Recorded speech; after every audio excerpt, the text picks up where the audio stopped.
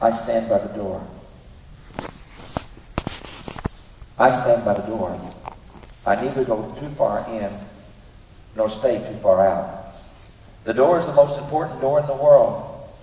It is the door through which men walk when they find God. There is no use my going way inside and staying there when so many are still outside, and they, as much as I, crave to know where the door is. And all that so many ever find is only the wall where the door ought to be. They creep along the wall like blind men with outstretched groping hands, feeling for a door, knowing there must be a door, yet they never find it. So I stand by the door.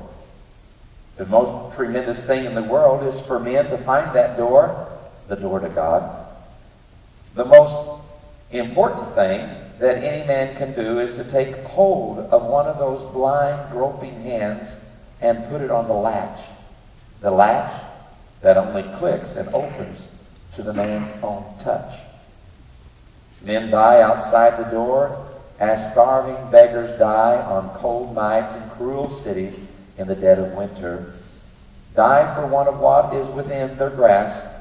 They live on the other side of it. Live because they have not found it. Nothing else matters compared to helping them find it and open it and walk in and find Him. So I stand by the door. Go in, great saints. Go all the way in. Go way down into the cavernous cellars and way up into the spacious attics. It is a vast, roomy house, this house where God is. Go into its deepest of hidden casements, of withdrawal, of silence, of sainthood.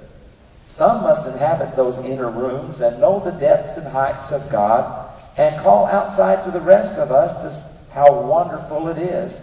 Sometimes I take a deeper look in, sometimes venture in a little farther, but my place seems closer to the opening, so I stand by the door.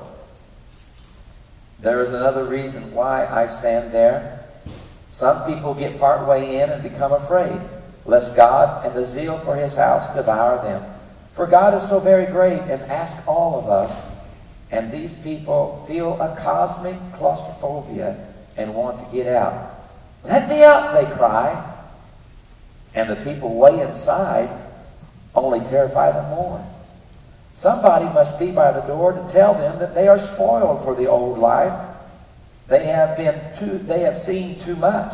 One taste of God and nothing but God will do anymore. Somebody must be watching for the frightened who seek to sneak out just where they came in to tell them how much better it is inside. The people too far in do not see how near these people are to leaving, preoccupied with the wonder of it all. Somebody must watch for those who have entered the door but would like to run away. So for them too, I stand by the door. I admire the people who go way in, but I wish they would not forget how it was before they got in. Then they would be able to help the people who have not yet even found the door. Oh, the people who want to run away again from God.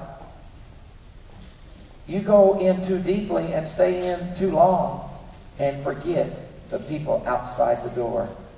As for me, I shall take my old accustomed place, near enough to God to hear Him, and know He's there, but not so far from men as not to hear them. And remember, they are there too. Where? Outside the door. Thousands of them. Millions of them. But, important for me, one of them, two of them, 10 of them, whose hands I am intended to put on the latch. So I shall stand by the door and wait for those who seek it.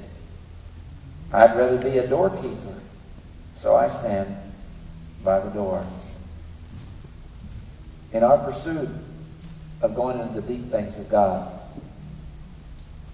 there's nothing any deeper or more spiritual than taking somebody else's hand who hasn't found the way to God, putting their hand on the latch. It's called evangelism. It's not a program, it's a lifestyle. It's motivated